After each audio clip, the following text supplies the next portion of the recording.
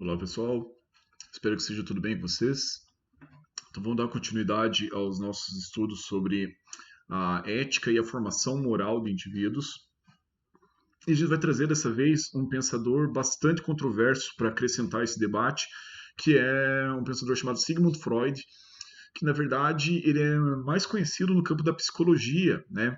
Muitos devem já associar o nome ou a figura dele, ou a famosa frase, né? Freud explica, a uma série de teorias que esse senhor fez em um contexto que gerou bastante polêmica, né? Por quê? Ele viveu ali da passagem do século XIX para o século XX, nasceu em Viena, na Áustria, em uma sociedade bastante conservadora para os impactos das ideias que ele estava propondo. Então, elas foram ideias que, de certa forma, foram de certa forma muito perturbadoras para aquele contexto social e até hoje, né, elas causam muita polêmica e vocês já vão entender por quê. Primeiro, vamos entender o que é a psicanálise, tá? E depois entender o que é, como funciona o método que o Freud propõe, qual é a área de atuação desse método e como que ele explica o funcionamento da nossa mente. Esse é o ponto principal aqui da nossa exploração. Então, a psicanálise, ela é um método que existe dentro, é um tipo de terapia que existe dentro da psicologia e que se caracteriza pela cura através da fala. Então, com certeza vocês já viram assim filmes, desenhos animados, algo do tipo, aquela figura de um terapeuta ou do psicólogo, que sempre uma pessoa de óculos, com cachimbo, sentado numa cadeira, geralmente de costas para um paciente que está num divã, né, que é tipo um sofazão almofadado, assim, esse estereótipo do terapeuta, do psicólogo, ele, na verdade, é um estereótipo baseado no psicanalista, porque é um tipo de terapia que ela se baseia nisso, em você tentar curar traumas através da fala do paciente, né? E esse método se baseia na ideia de que os traumas, boa parte deles, eles estão presos naquilo que a gente chamaria de inconsciente, eles estão bloqueados no inconsciente. Então, muitas vezes a pessoa não lembra deles, mas como eles estão bloqueados no inconsciente, eles acabam gerando algum tipo de mal-estar psicológico. Então, boa parte das dificuldades, né, psicológicas que, de certa forma, todos nós temos, né, isso aqui é um ponto importante. Eu acho que hoje em dia cada vez menos, mas algumas pessoas ainda têm um certo preconceito, né, com terapias, com psicologia, em achar que quem vai em psicólogo é louco, algo do tipo assim, e na verdade, pelo contrário, quem vai no psicólogo é uma pessoa que mais saudável do que não vai. Então, ótimo seria se todo mundo pudesse fazer acompanhamento psicológico, se todas as escolas tivessem psicólogos que pudessem atender aos alunos, porque ela deveria ser é uma área da saúde que deveria ser tratada igual a gente trata, sei lá, pediatria, igual se trata qualquer outra área, na verdade, da saúde. Mas enfim, esse método, então, ele se baseia na associação livre. Então, como é que funciona, né, em termos gerais, uma terapia psicanalítica? O paciente ele vai sendo induzido a falar livremente, né, aquilo que vier à sua mente, e o psicanalista ele vai anotando, vai tentando encontrar padrões que ele consegue perceber nessa fala livre do paciente. Ele estimula o paciente a falar, né, de maneira livre, para que ele tente encontrar elementos que estejam no inconsciente se manifestando, né, através da fala desse paciente. Vocês já vão entender melhor como que isso funciona. É, Vamos usar uma metáfora que não foi usada pelo Freud, na verdade foi um aluno dele, mas que é uma metáfora visual que vai ajudar vocês a entenderem um modelo de representação mental criado pelo Freud. Vamos imaginar que a mente é como se fosse um iceberg. E quando você pensa em um iceberg, né, vamos pensar sempre que a maior parte dele é aquela parte submersa, ou seja, a parte que não está sendo vista. E a parte que a gente percebe que é vista é, na verdade, a menor parte dele. E vamos dividir então em categorias, né?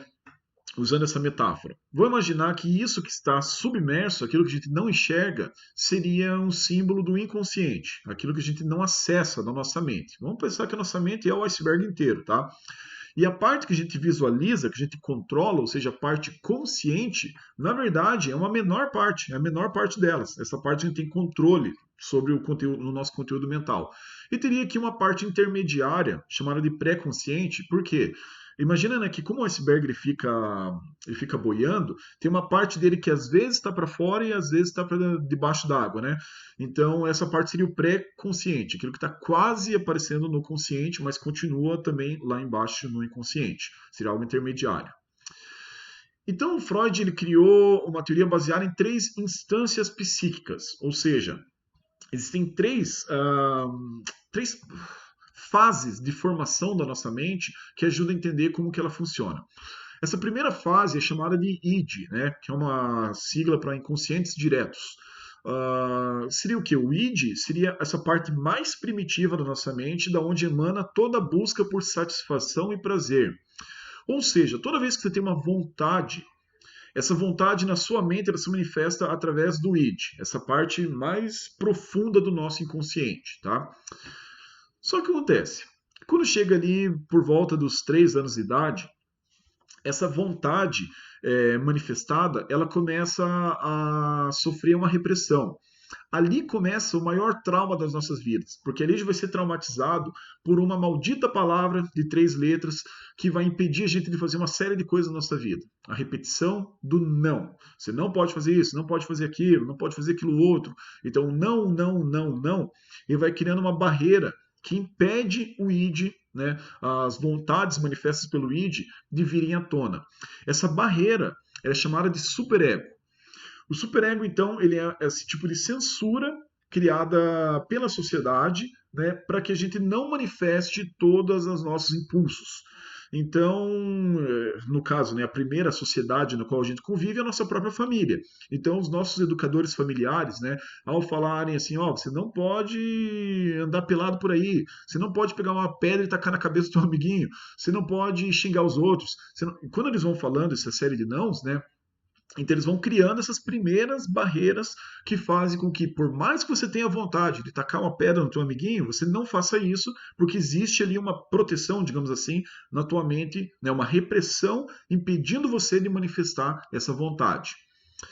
E o resultado disso, né, desse conflito, é o que Freud chamou de ego, que seria, em latim, ego significa eu. Esse eu, ele é pré-consciente.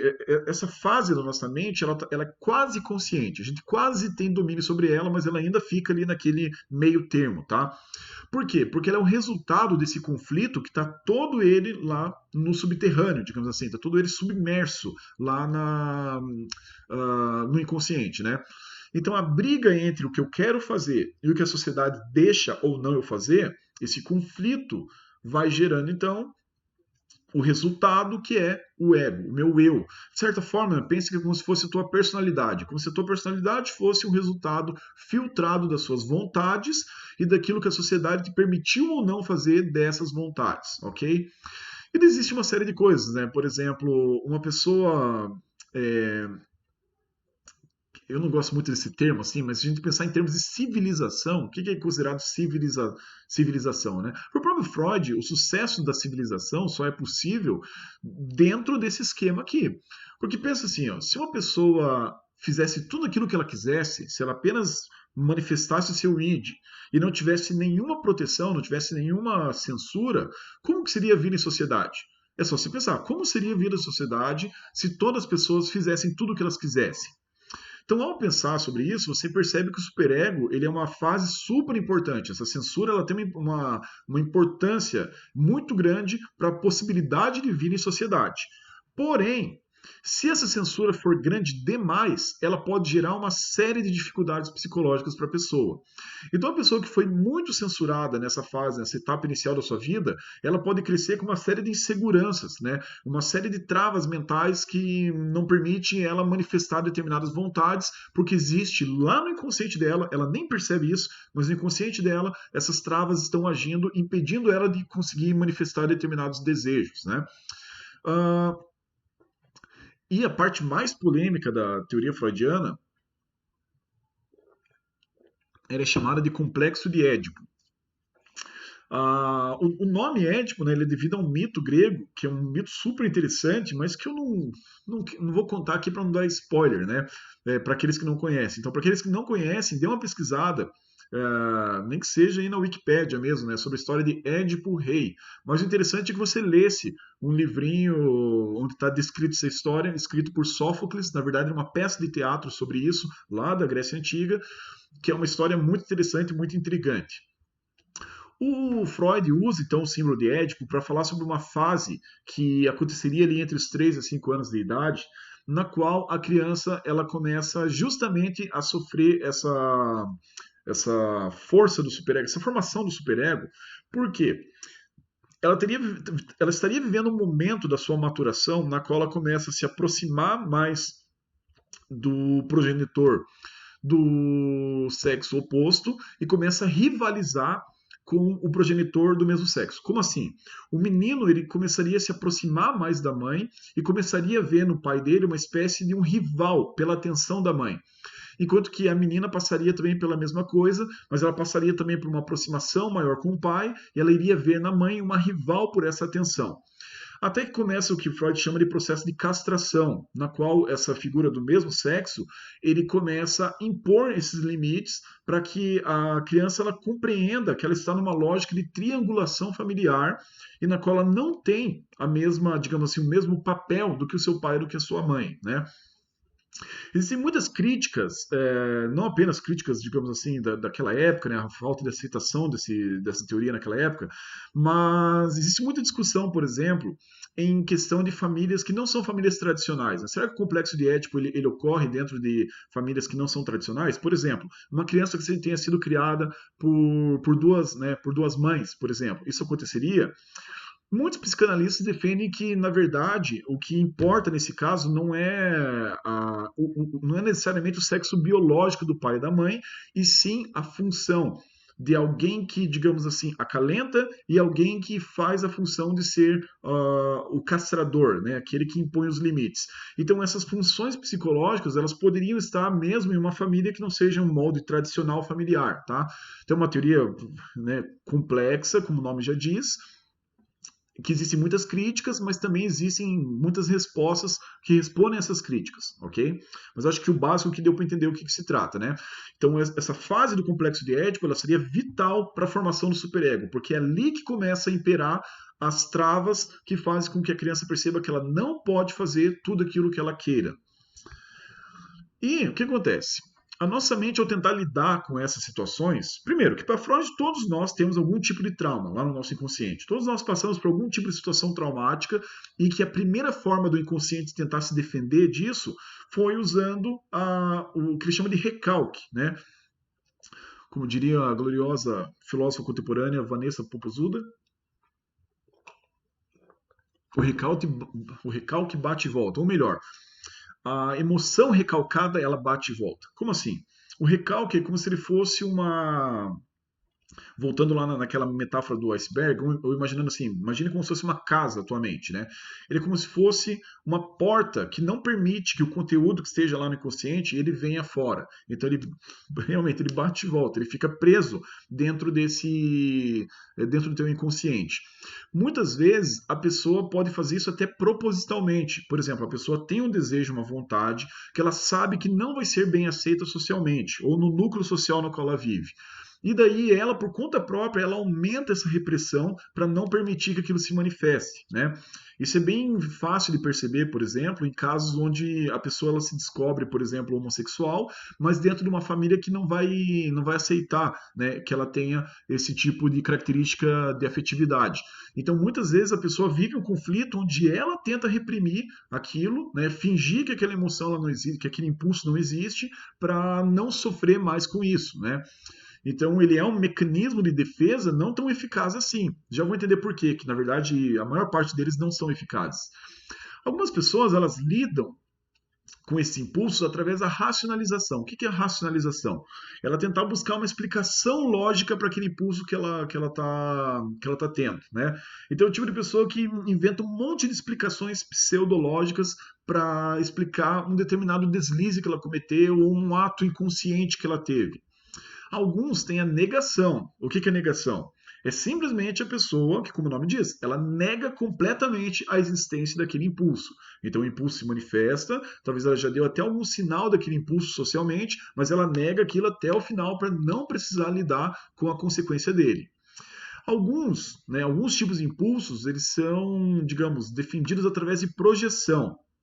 A projeção é mais ou menos o seguinte: sabe quando uma pessoa ela tem uma coisa que ela odeia tanto nela, só que ela vê uma outra pessoa que tem uma característica muito parecida e daí ela projeta aquele ódio na outra pessoa porque ela acaba sendo um espelho de si mesma. Consegue entender essa relação? É você odiar uma pessoa porque ele tem uma característica que você também tem e que você odeia tanto, mas que para não aceitar que ela está em você, você projeta ela em outra pessoa. E você tem também a sublimação. Então, alguns tipos de impulsos, eles por não serem possíveis, né, na tua realidade, você não, por exemplo, você não vai poder satisfazer aquela vontade, então você sublima ela através do quê? Através de arte, através de poesia, através de uma atividade mais ou menos assim. Vou pegar um outro exemplo. Imagina uma pessoa, por exemplo, uma mulher que gostaria de ter filho, mas que descobre que não pode, né? Ela, por algum problema biológico, ela não vai poder gerar uma criança, e daí ela tenta sublimar essa vontade, por exemplo, cuidando de crianças de outras pessoas, né? Então, é uma vontade que está no inconsciente dela, um desejo muito grande que ela teria de ter o seu próprio filho. Como ela não vai poder ter isso, ela tenta sublimar isso através de uma, digamos assim, de uma encenação dessa atividade de uma outra forma, ok?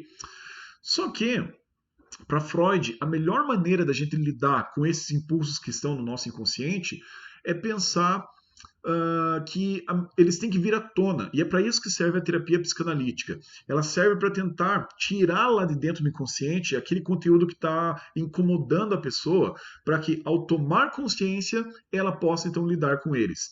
E ele tem vários casos que ele documentou, nos seus livros todos ele vai mostrar esses casos, nos quais, ao demonstrar para a pessoa o que era a origem daquele conteúdo que perturbava ela, ao ela tomar consciência dele, os sintomas eles desapareciam, né? Então é uma coisa bem curiosa, bem interessante. Então, espero que vocês tenham compreendido aí as ideias iniciais, né, pelo menos o básico aqui a respeito da teoria do Freud. E eu quero que vocês pensem também o seguinte: o que a moral e a ética tem a ver com tudo isso que eu falei até agora? Onde entra, né, por exemplo, uma teoria ética dentro disso? Onde entra uma explicação moral dentro de tudo isso que eu falei até agora? Ok? Então, um grande abraço e até a próxima.